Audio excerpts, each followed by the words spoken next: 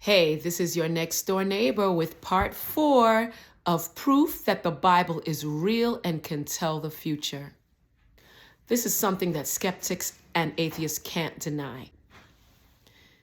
If you didn't look at part 1, part 2, and part 3, you need to go back. My part 1 proved that the Bible defied probability calculations.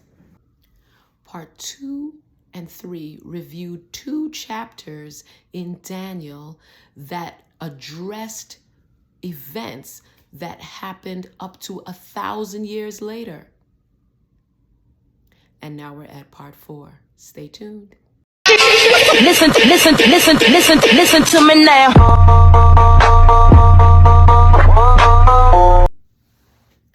And he shall speak great words against the Most High, and shall wear out the saints of the Most High, and think to change times and laws, and shall be given into his hand until time and times and the dividing of times. Now you see what happened to Nebuchadnezzar when he tried to come up against God. Who in the world would have that much gall to come up against God and try to change his law? Historians have said that it was papal Rome. Pagan Rome changed into papal Rome. Okay? What am I talking about? Papal. What is that? Papal means having to do with the papacy. What is the papacy? Having to do with the Catholic system. It's not about any particular pope. It's not directed at them. It's a system that was set up, and the Bible was calling it out before it happened. Okay? Now, the 9 characteristics that we saw that was mentioned, we have to find out, do they really fit papal Rome? That's what the historians say, but is it true? We got to check that out.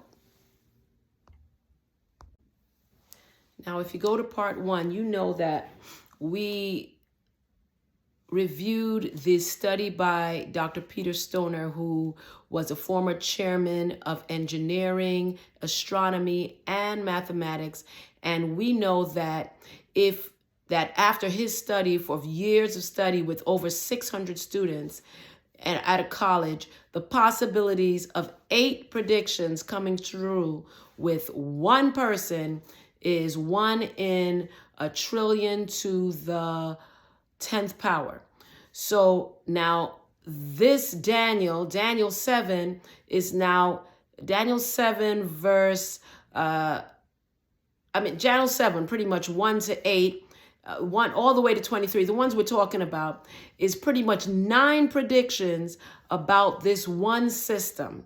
Now, if it came through, if everything that it says has come through, do you know what that means? This is another miracle. So let's see if that actually happened. I'm using the Amazing Facts Study Guide 15. You can go to amazingfacts.org, look for Bible study guides, and go to the lesson 15. And here it says, number 1, it came up among 10 kingdoms of Western Europe. Now, let's see. Did the horn do that? Did papacy do that?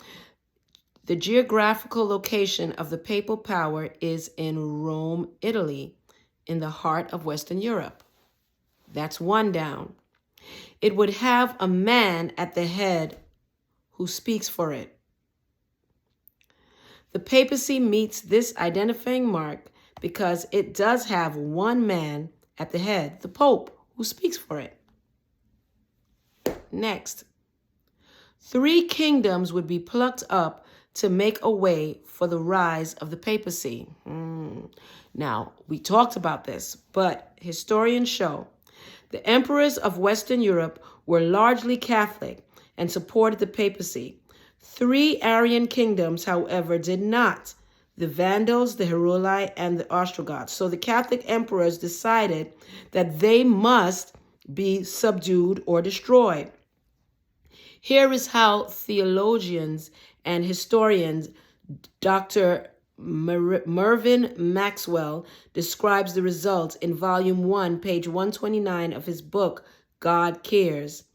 The Catholic Emperor Zeno, from 474 to 491, arranged a treaty with the Ostrogoths in 487, which resulted in the eradication of the kingdom of the Arian Herules in 493, and the Catholic Emperor Justinian, between 527 and 567, exterminated the Arian Vandals in 534 and significantly broke the power of the Arian Ostrogoths in 538. Thus, were Daniel's three horns, the Herulites, the Vandals, and the Ostrogoths plucked up by the roots. It is not difficult to recognize that the papacy fits this point.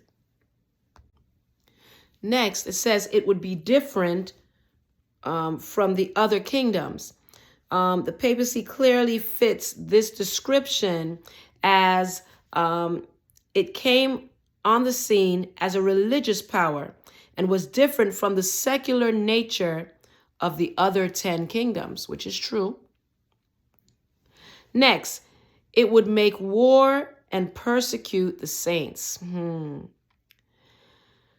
That the church did persecute is a well-known fact, and the papacy admits doing so. Historians believe that the church destroyed at least 50 million lives over matters of religious conviction. We quote here from two sources. It would speak pompous words of blasphemies against God. Blasphemies has two definitions. Number one, in Luke 5, verse 21 of the Bible, it says claiming to forgive sins. That's considered blasphemy. And claiming to be God. That's John 10, verse 33. And does this point fit the papacy?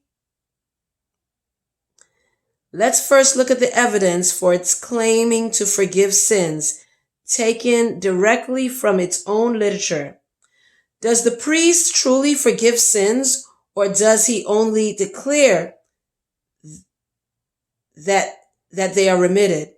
The priest does really and truly forgive the sins in virtue of the power given to him by Christ. The papacy further undermines Jesus by setting up a system of confession to an earthly priest, thus bypassing Jesus as our high priest.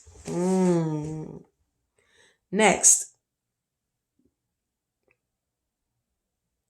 it says, here is more evidence. The Pope is not only the representative of Jesus Christ, but he is Jesus Christ himself, hidden under the veil of flesh.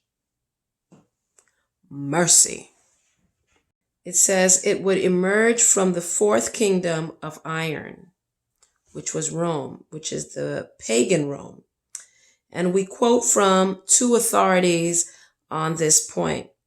The mighty Catholic Church was the little more than the Roman Empire baptized. The very capital of the old Roman Empire became the capital of the Christian Empire. Listen to me now.